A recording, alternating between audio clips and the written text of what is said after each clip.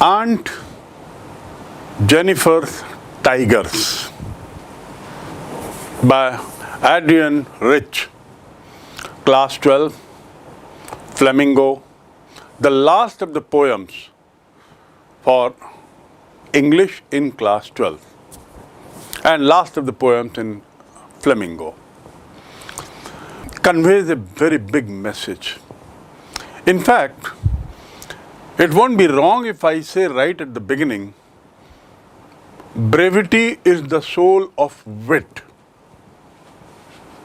जितना संक्षिप्त में बोलेंगे उतना ही तेज धार उसमें रहती है। लगभग वही बात कवयित्री एड्रियन रिच ने इस कविता में की है। जब वो बहुत छोटी अपनी कविता के माध्यम से बहुत बड़ी बात जो कि पूरे विश्व के सभी तरह के समाज पर लागू हो सकती है, ऐसा उन्होंने कहा है। Before we proceed to the poem, let's see. It is about a lady whose name is Jennifer. Poetess, it is a lady who has written this poem, and so she'll be called poetess, not poet. Though in common slang we can also use the word poet, but then poetess. So Adrienne Rich writes the poem Aunt Jennifer's Tigers. As the title suggests, there is a lady who is a character here by the name Jennifer, aunt.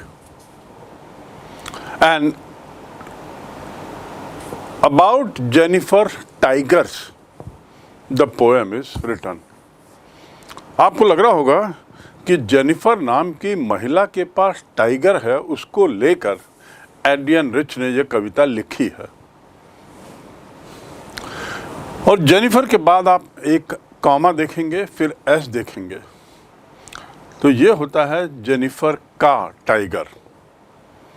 Apostrophe कहते हैं ऐसे comma को, मैंने पूर्व के अध्याय में भी बताया है। It is called apostrophe, A comma which is put just before S and little up, as it is here, is called apostrophe. And meaning of the apostrophe comma is, यदि हम हिंदी में बोलें तो का या की या के। राम का पेन, राम्स पेन।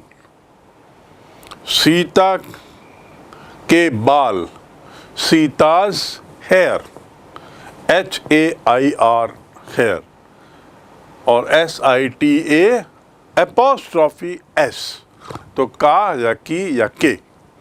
यहाँ पर पोएटेस लिखती हैं जेनिफर के टाइगर्स के बारे में। तो let's know something about the writer herself first. Writer's name is Adrienne Rich, born 1929, America, Baltimore, Maryland, America की कवयित्री हैं। She is famous for her involvement, her commitment in contemporary women's movement as a poet. Contemporary मतलब क्या होता है? समकालीन। समकालीन जो नारी समस्याएं हैं, समकालीन जो महिलाओं को लेकर विश्व भर में जो आंदोलन चल रहे हैं, उसमें वो सतत रूप से भाग लेने के लिए प्रसिद्ध थी। अर्थात she was a big supporter for the upliftment of women. महिलाओं के सुधार के लिए बहुत सशक्त महिला थी। And at the same time she was a theorist, सिद्धांत शास्त्री के रूप में उन्हें जाना जाता है। Where she explain, she develop some सिद्धांत, some principles on how women's condition can be improved and how it has come to this pass over the last centuries or so. So she is basically famous to be a social activist working for the cause of women.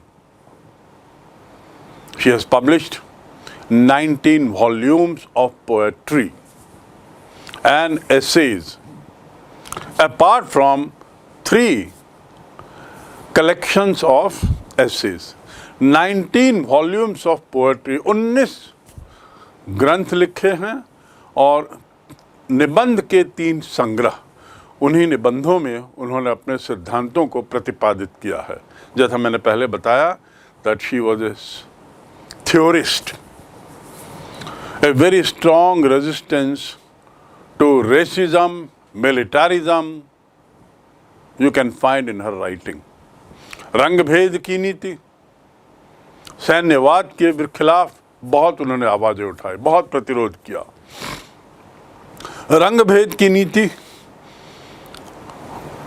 America के अपने ही देश में उन्होंने जो देखा, काले और गोरे, blacks and whites के बीच का जो अंतर और समाज में जो डिवाइड था, विभाजन था, उसको उन्होंने अपनी आंखों से देखा, उसका अनुभूत किया और उसी को व्यक्त किया है। अपने विचारों को, अपनी तकलीफ़ों को रंग भेद के मामले में उन्होंने कविताओं के रूप में व्यक्त किया है। और रंग भेद उस दौरान उनके काल में अपने चरम पर था अमेरिका में, जब बड़ा स्पष्ट हो गया था कि समाज 2 भागों में बटा हुआ है, चाहे राजनीतिक अधिकार हों, चाहे सामाजिक या आर्थिक स्थितियां हों। ब्लैक्स लोगों की स्थिति शोचनीय ही थी, उसके खिलाफ उन्होंने लिखा है। इसके साथ ही she also wrote about militarism, अर्थात सैन्यवाद। ये सैन्यवाद की विचारधारा कहाँ से उनके मन में पनपी होगी? उनका ही काल है जब पूरा विश्व शीत युद्ध के प्रभाव से ग्रसित था। That was an era of Cold War.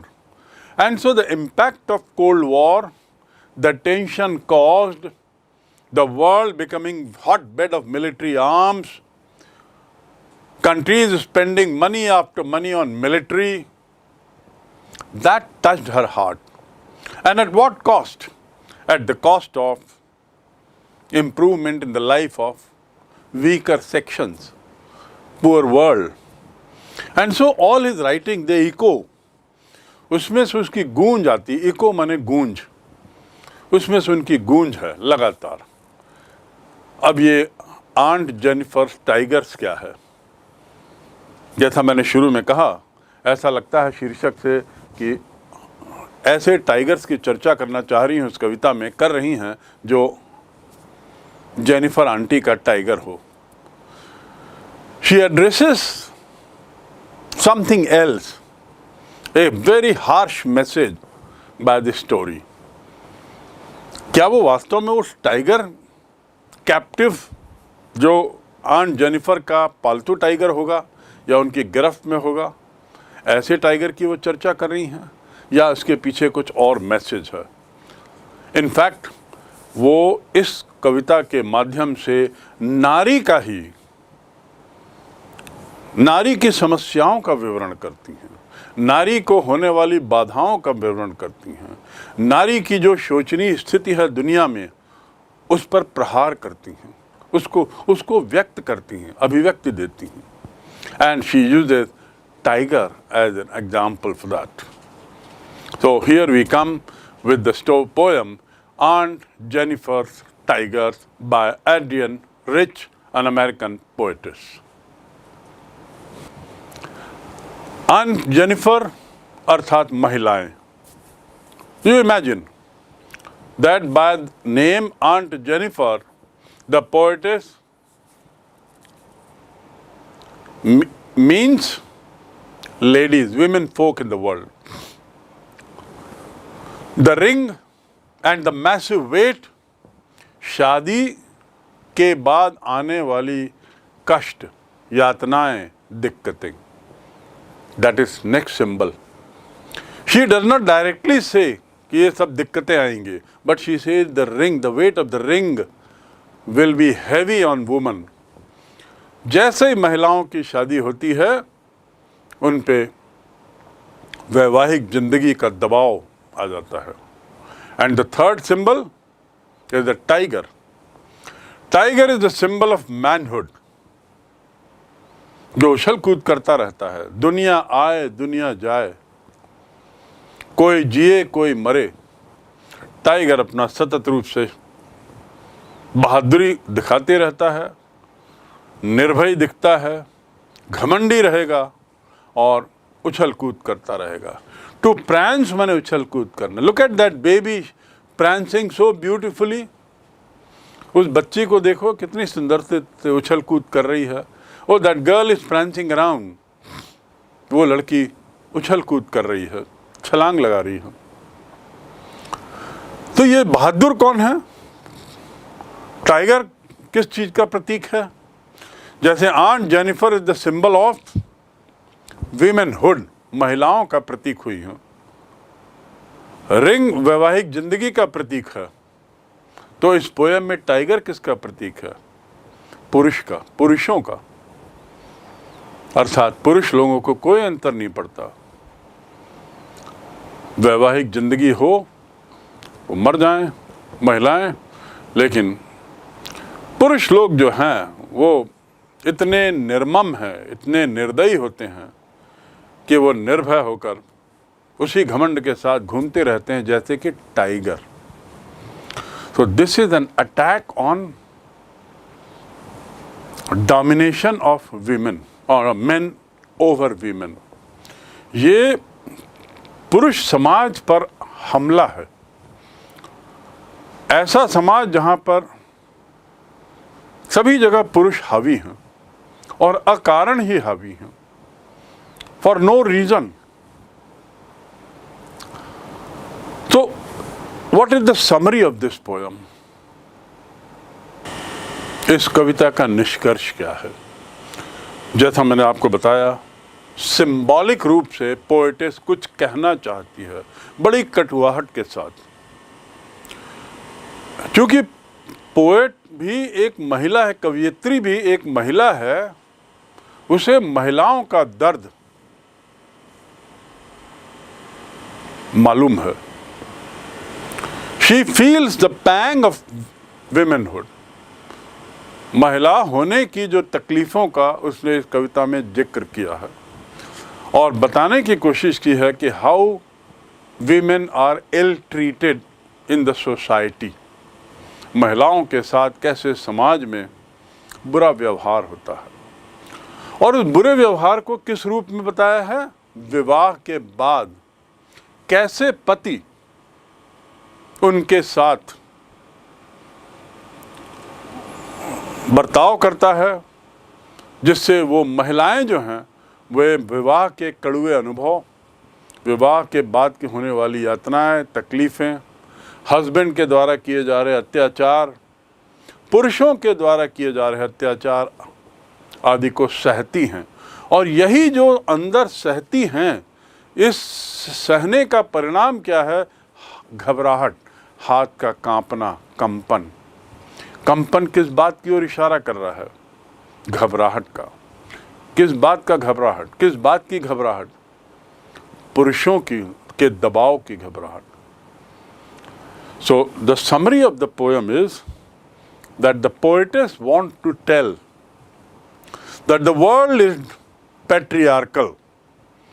patriarchal मतलब पुरुष प्रधान समाज।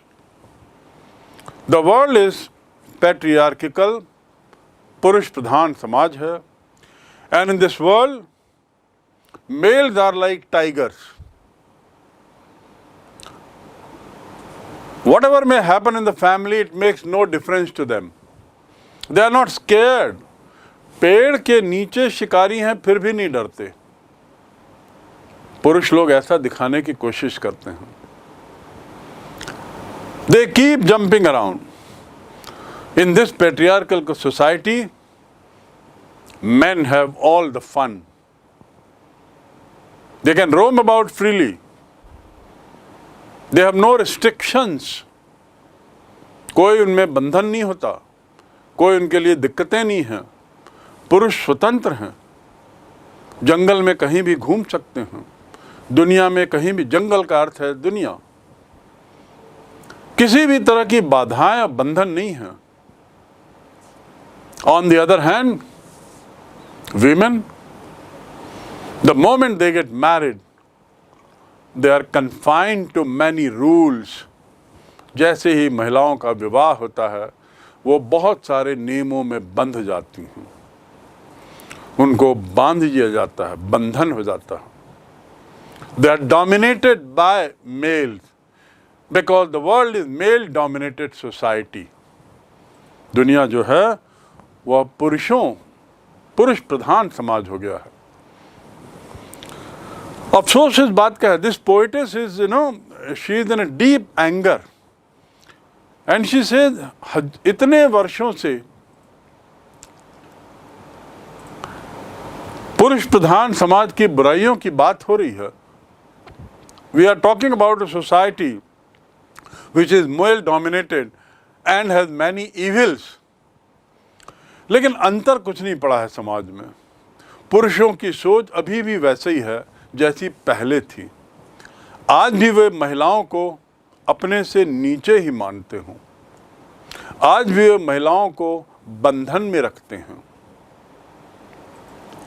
आज भी वे महिलाओं को मुक्त नहीं देखना चाहते, उन्मुक्त प्रांसिंग करते हुए नहीं देखना चाहते. खुद प्रांसिंग करेंगे, खुद यहाँ वहाँ जाएंगे, उछल कूद करेंगे, जो करना है करेंगे, लेकिन महिलाओं के द्वारा प्रांसिंग करना. तो प्रांसिंग का अर्थ क्या है? प्रांसिंग का अर्थ केवल उछल कूद से नहीं है. यहाँ प्रांसिंग का अर्थ है उन्मुक्त होना, स्वतंत्र होना. The women are not free. Women are in chains all the time. Some or the other kind of chain is there on women folk. That has made them subdued. That has made them weak. And they are called weaker section of the society. उनको समाज का कमजोर वर्ग माना जाता है. Weaker section. Why weak? Who made them weak? These males. These tiger-like male. They have made them look weak because they have tortured them, they have treated them badly, they have harassed them, they have ill-treated them all along. They have treated them as second-class citizens, second-grade citizens, with male being the first.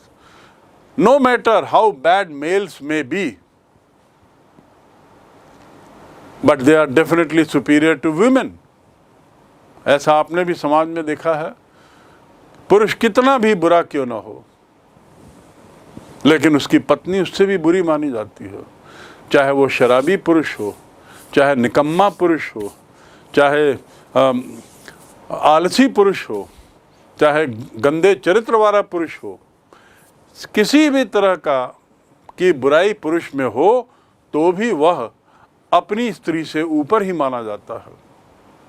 This is something very bad that the author is trying to speak about, that the writer is trying to speak about, that the poetess, Miss Rich, is trying to speak about.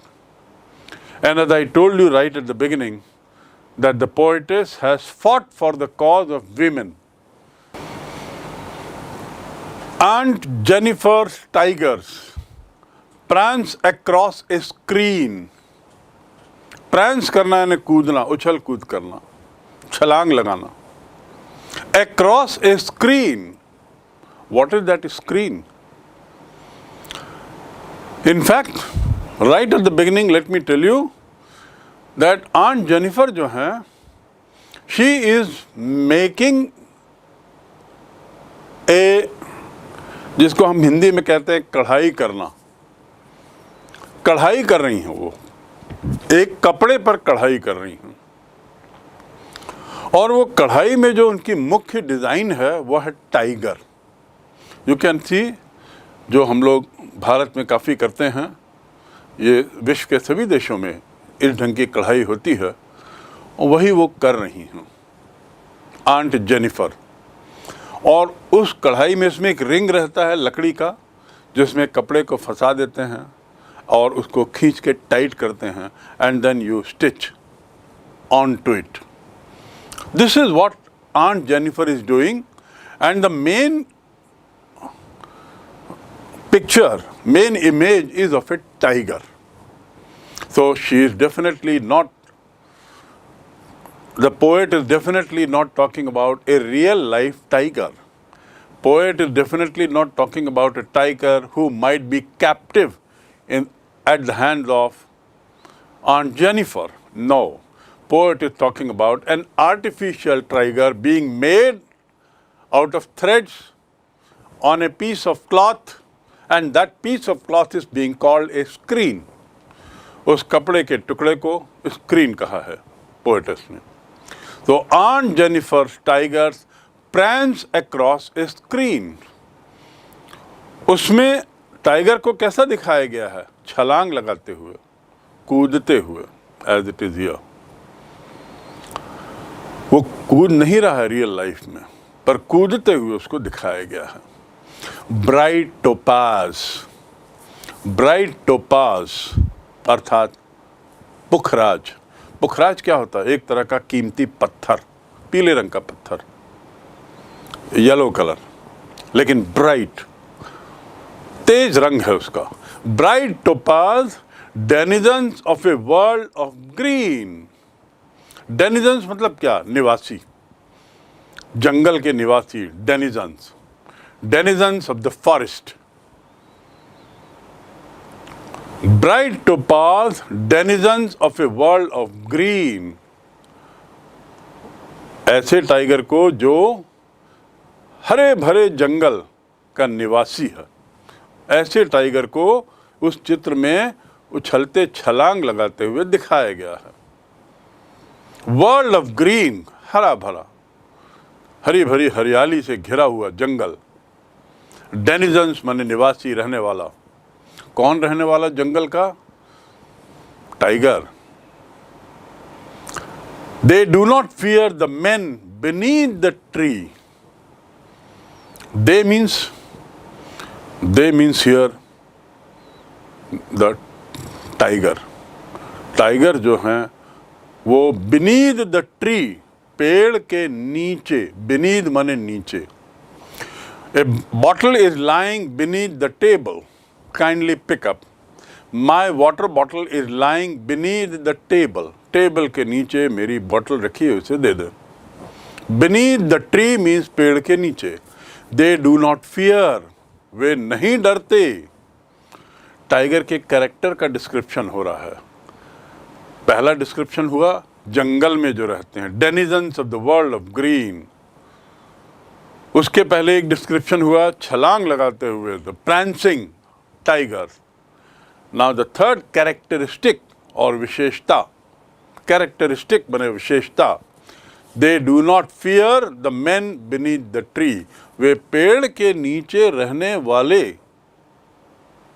पेड़ के नीचे जो आदमी लोग हैं उनसे नहीं डरते. अर्थात क्या? पेड़ के नीचे कौन आएगा? वो भी जंगल में, वहाँ के कोई निवासी नहीं, शिकारी. आप देखेंगे टाइगर्स या लायंस, इनके मूवमेंट को यदि आप देखें तो शिकारी बिल्कुल पास भी चला जाता है, पर ये अपने मंद गति से चलते रहते हैं. ये भागते नहीं, इन्हें डर नहीं लगता. They might turn back and look at you, look at the शिकारी.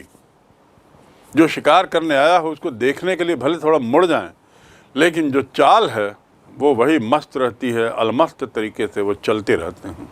दे do not fear the man beneath the tree. They pace in sleek chivalric certainty. अब ये अगला कैरेक्टरिस्टिक है. दे पेस. पेस मतलब क्या होता है? चलना, धीरे धीरे, बहुत धीरे धीरे चलना. स्लीक बिल्कुल पास पास, एकदम बड़े सुंदर तरीके से. बड़ा उसका शरीर जो है, शरीर की बनावट बड़ी चिकनी रहती है. और they pace in sleek chivalric certainty. Chivalric मतलब शौर्यपूर्ण तरीके से, बहादुरी से, निश्चिंतता, निश्चितता के साथ. सर्टेनिटी माने निश्चितता. बड़ी बहादुरी के साथ, रॉयल तरीके से, मस्त अपने बादशाह हों ऐसा बड़े आराम से ये टाइगर्स चलते रहते हैं. They don't fear anybody. चाहे वो आप बंदूक की गोली लेके भी खड़े हो जाएं, बंदूक लेके भी खड़े हो जाएं, वो अपना मस्त चलते रहते हैं। So this 4 lines, through this 4 line, the writer, the poetess tends to show you the quality of a tiger. यदि उसमें पहली बात तो ये बताया कि ये महिला ऐसा एक टाइगर बना रही है। उस महिला का नाम है आंट जेनिफर। वो टाइगर का चित्र बना रही, इमेज बना रही है, कढ़ाई कर रही है। और फिर poetess tells you that tigers are least scared about human beings even if they are near. beneath the tree, जंगल में पेड़ के नीचे खड़े हुए कौन रहते हैं? शिकारी ही तो रहते हैं ना। तो ये शिकारियों से नहीं डरते, बड़े बहादुरी से, रॉयल तरीके से, मैजेस्टिक तरीके से, इन्हें शिवैलरिक वे, बड़े शौर्यपूर्ण तरीके से वे चलते रहते हैं। They pace in sleek chivalric certainty. Pace करना मतलब चलना, to pace मतलब चलना, थोड़ा तेज चलना, लेकिन वो तेजी उनकी नेचुरल तेजी रहती है। These are the characteristics of the tiger. Now, Aunt Jennifer's fingers fluttering through her wool. Jennifer जो आंटी हैं, उनकी उंगलियां फ्लटर थ्रू हर वूल। वूल क्या है? वही कपड़ा, वो वूलन कपड़ा है। Because we are talking about the poetess is from America, she is talking about aunt Jennifer, who also must be of the same nationality. America being a cold country, use of wool is common there, so the cloth being used as a screen is woollen. So the poetess says that Jennifer की जो उंगलियां हैं वो हिल रही हैं, Flutter कर रही हैं। वो जब कढ़ाई कर रही हैं, कढ़ाई कैसे करते हैं? सुई को डालते हैं, फिर निकालते हैं, फिर डालते हैं, फिर निकालते हैं, और बड़ा प्रिसीशन चाहिए उसमें। कहीं भी सुई को डाल के कहीं से भी निकालना ऐसा नहीं होता, बहुत प्रिसीशन चाहिए। It is absolutely very very calculated. Each prick of the needle on the wool, on the cloth, is very very measured. And so here Jennifer aunty की उंगलियां जो हैं वो क्या हो रही हैं? हिल रही हैं, बहुत स्थिर नहीं हैं। उसमें थोड़ी घबराहट दिख रही है, जैसे थरथरा रही हैं। हिल रही हैं मतलब थरथरा रही हैं। Find even the ivory needle hard to pull. Find even the ivory needle hard to pull. क्या मतलब हुआ? आइवरी मतलब हाथी दांत। हाथी दांत का जो फाइन नीडल है, फाइन मतलब बारीक, and find even the needle hard to pull. जब उसको सुई को ऐसा डालना है, उसके बाद जब निकालना रहता है तो ऊपर ऐसा खींचना होता है नीडल को, उसको भी निकालने में उनको तकलीफ हो रही है। हार्ड टू पुल, खींचने में उसको भी तकलीफ हो रही है। क्यों? उनके हाथ थर थरा रहे हैं, स्थायी नहीं हैं। या तो घबराहट के कारण या किसी कारण से उनका हाथ जो है वो ठीक से नहीं काम कर रहा है, और वो अपना बिजी हैं उसी में, टांके लगाने में और उसको निकालने में। लेकिन आइवरी की नीडल जो इतनी फाइन रहती है, इतनी बारीक रहती है और इतनी स्मूथ रहती है, वो भी कपड़े से उसको निकालने में उनको बड़ी तकलीफ हो रही है। The massive weight of uncle's wedding band. Massive मतलब भारी भरकम, वजन किसका?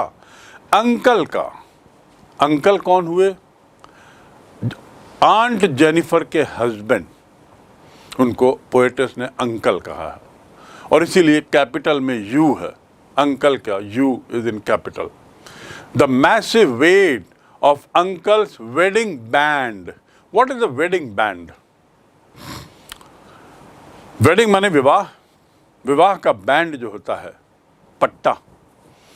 सामान्यतः विवाह का पट्टा जो होता है वो रिंग रहता है, अंगूठी।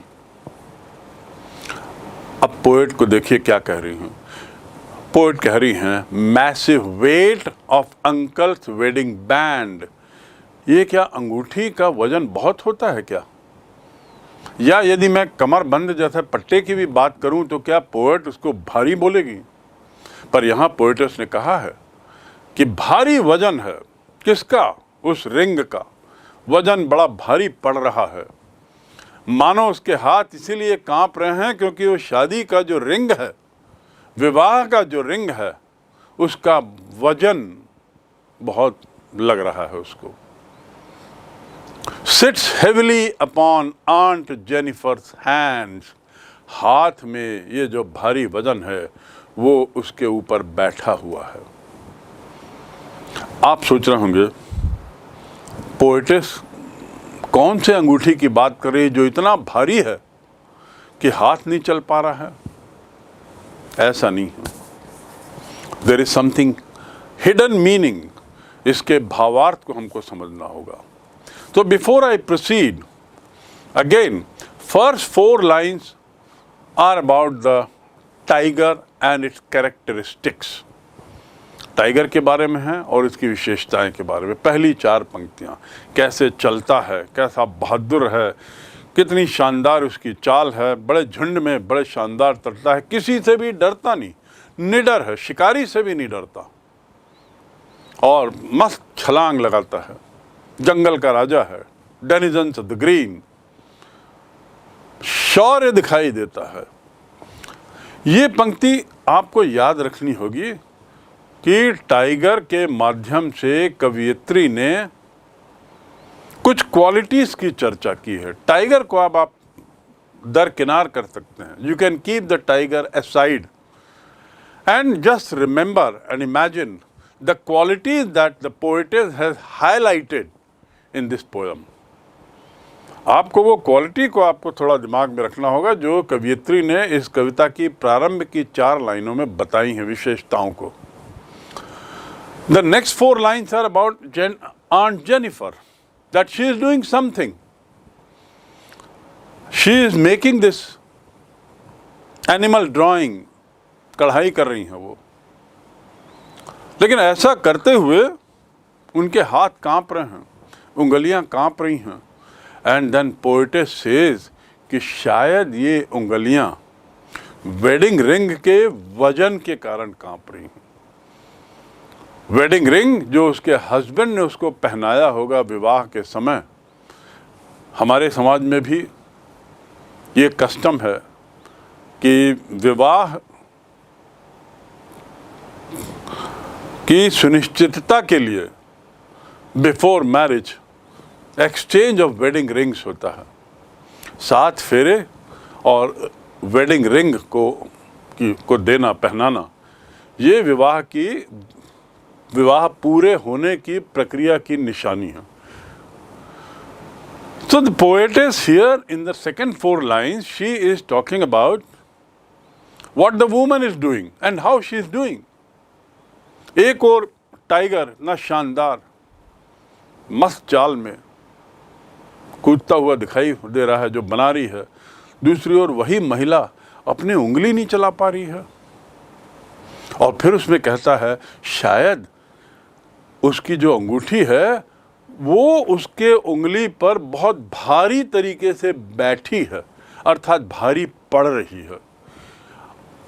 अंगूठी कैसे भारी पड़ेगी, इसको पोएटेस ने अगली 4 लाइनों में बताया है। Very interesting. The poetess speaks about this weight of ring in the next paragraph.